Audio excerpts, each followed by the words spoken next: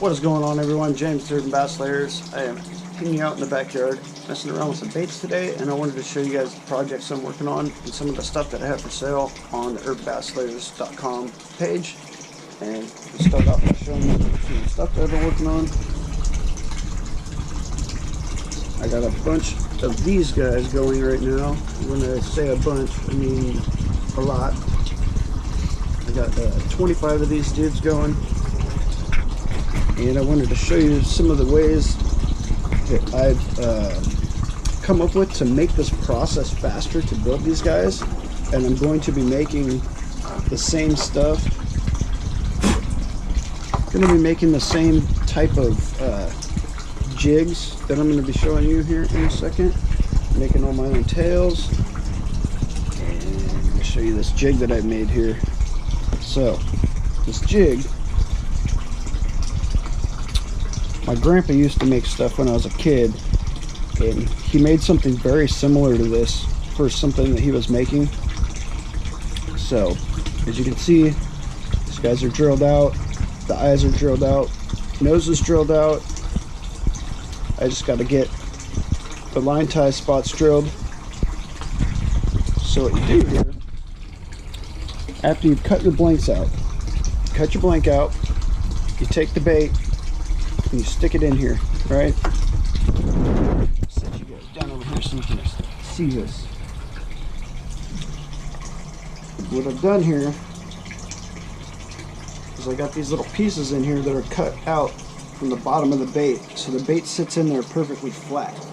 You can see that.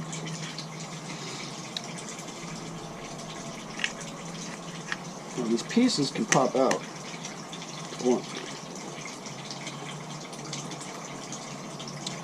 So the way that you do this, holes on the bottom, to mark all of these holes at once instead of going along and having to measure out each one or put something on there and measure them all out, what I've done is there's holes drilled in the bottom.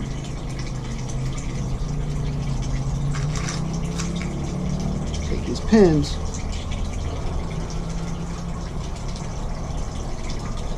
stick all the pins in here until they're poking out. Take your hammer, make sure they're in there. You just barely get them poking out. And when you stick your piece of wood in there, you set it in, everyone sits exactly the same.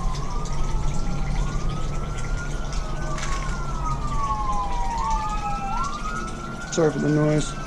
Live right by the main road. So you put all your pins in, right? Say this is a brand new block and it doesn't have any holes in it.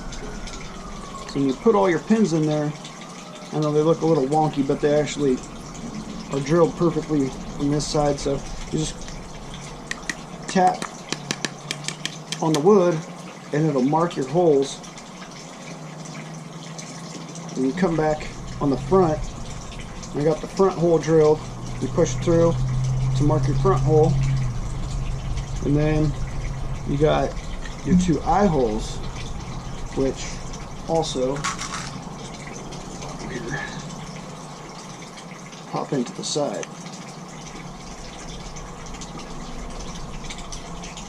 So you do the same thing. You would just tap them, pop these guys out. After you tapped all these, just pop these guys out. Now your blank will have all the holes, the pre-drill holes, marked. And you'll have your eyes all marked on them. I cut all of these blanks out yesterday. Drilled them all, did all the eyes. And a lot of work, but this little jig thing here made it real easy. So I marked the holes first, popped them out, drilled out the eyes, drilled all the eyes. Then I took them, flipped them over, put these little pieces in there, and the cutout, put that little piece down in there. And now when I flip it over and I stick it back in there, it fits perfect in there. And then when you go to drill it out, you don't have to hold it or nothing. It's just sitting in there perfect. And you just slap one in there, drill it out, pop it out, put the next one in, drill it out. Pretty simple. So the next step is cutting the tails. Now I have a bandsaw. There. I use the bandsaw to cut my tails a lot. The bandsaw blade is super duper skinny, and to cut the tail slots like exactly perfect every time is really hard. So the next thing that I'm doing is I'm building another jig out of some other wood, and it's going to hold the blanks 2 at a time.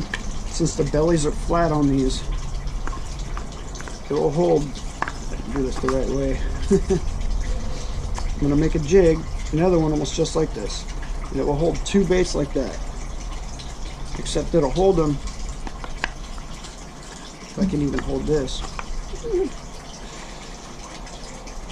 it'll hold the baits, and the board will be about right here.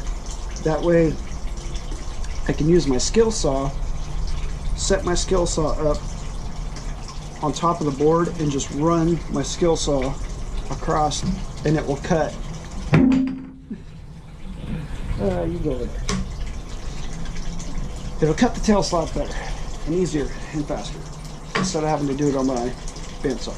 So next thing I'm going to do is build another jig. I actually have it started over there, and I'm going to use 2x4s. If it makes any sense. We got some 2x4s right there. So these guys, using all kinds of scrap wood, these guys will go like this on here, and I'll screw them on. They got to be leveled out and everything. And like I was saying, those will go in here, and I can just take my skill saw and run it right across the top, if that makes any sense. And I can cut a whole bunch of them at once. So that is the next step with that. I got a whole bunch of these guys ready to cut out. I got to cut these out on my bandsaw. I'm sure my neighbors are kind of getting tired of hearing me cut this stuff out. Cutting this stuff out for a long time, drilling all this stuff. Now I got a bunch of other stuff going. So here's a couple of these guys going. With these 2 trouts. This was the original one here. This one's actually for sale on the site, on the urbanbassslayers.com site. This thing actually swims really good, and I kind of want to keep it for myself, but I'm going to let this one go because I'm going to be building a whole bunch more of them. So those are the trouts that I'm going to be cutting out. I got these guys here. Made a couple of these. These guys swim really good. They kick really tight. And I'm going to be making a bunch of those. I'm going to paint a bunch of these in bluegill color and a couple of them in crappie, like a crappie pattern, and possibly even a couple like baby bass. Got the tails that I've been making, so I might even start making these and just selling these on the Urban Bass Slayers website. I got these 2 guys that I made for a buddy. These guys are for some striped bass.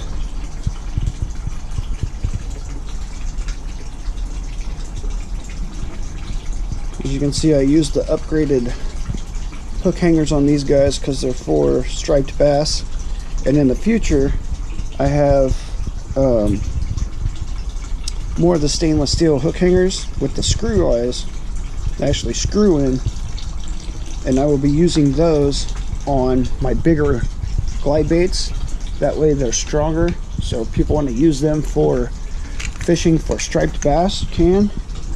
I made this guy. It's just a whimsical funny bait. I don't know what I was doing calling it the Chaser. It's just a trout looking bait with the bass chasing it. Paint job came out pretty cool. New eyes, I just picked those eyes up, the look down eyes, and you can do them forward and backward, and he looks like he's looking back, and he's He's trying to chomp. So this guy's running and that guy's eating. Kind of use this guy just as a search bait.